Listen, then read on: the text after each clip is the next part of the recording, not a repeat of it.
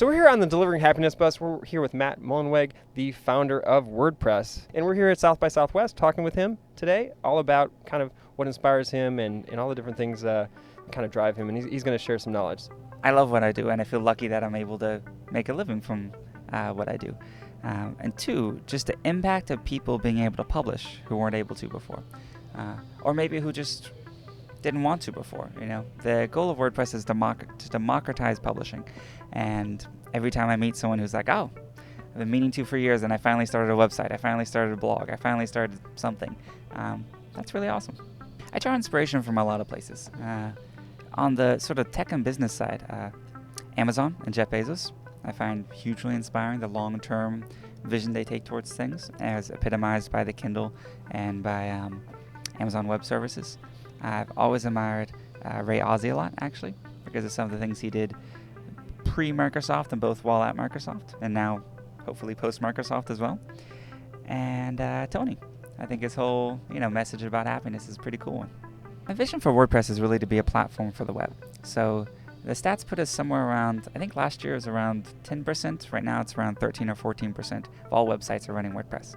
And I really think of WordPress as a platform. And so I want to take that to 20, 30, 40, 60%.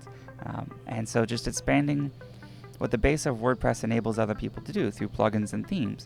So it becomes something that just, if you're making a website, it's so obvious you're going to make it on WordPress because that's how it's going to work and look the best. The number one thing I screwed up probably in the history of WordPress, we just gotten big enough to need a full server. I couldn't quite afford it, and we were paying for things and everything. And I accepted this advertising on WordPress.org. But I didn't really vet the advertiser, and it ended up being a little sketchy.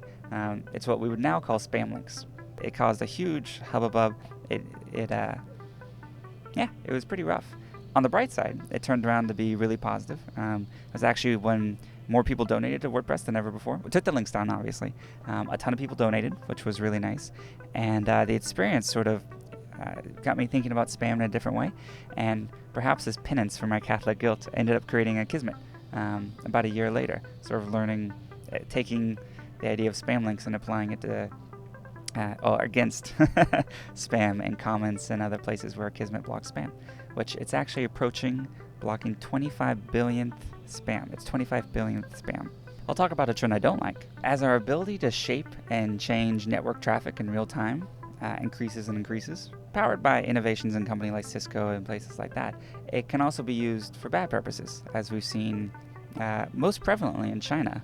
And I say China not because they cut off the internet, because they do something much worse. They just hide certain things. So you think you have the internet, but you're actually getting a highly filtered view of it. And then, obviously, it's not as interesting, but when, Egypt or Libya or one of these places where they just hit the kill switch. That's easy. Hitting the kill switch is easy. And it's also, I think, very ineffective because people know what they're missing. It's far more, Big Brother-esque. Just sort of selectively filter things. So there might just be a broken link, or you might think the server's down, or sometimes they return errors, like 404 pages. But actually what's going on is certain content is being withheld from you, and that has a far more insidious influence. If you're just getting started, it's really good to just meet as many people as possible. For me, my big break actually came here at South by Southwest 9 years ago. In 2002, I sort of just, as a kid, came to South by Southwest and met a ton of amazing people. Met Jeffrey Zeldman, who was one of my idols. He was actually kind of the reason I came to South by Southwest. And I was just at a dinner. It was one of these things where everyone went to a restaurant at a table with like 40 people long. But the seats around me were all empty, and I was bummed because I was like, what, do I smell? I mean, why is no one sitting next to me? And it turns out the seats were being held. And Jeffrey Zeldman sat down, his wife sat down, and then Eric Meyer sat down. So just those initial connections ended up being really pivotal. And WordPress, I think, might have been around then, or might have started shortly thereafter. So, later I started contacting those folks. Hey, you gotta check out this new thing I got. So South by Southwest was really special for me.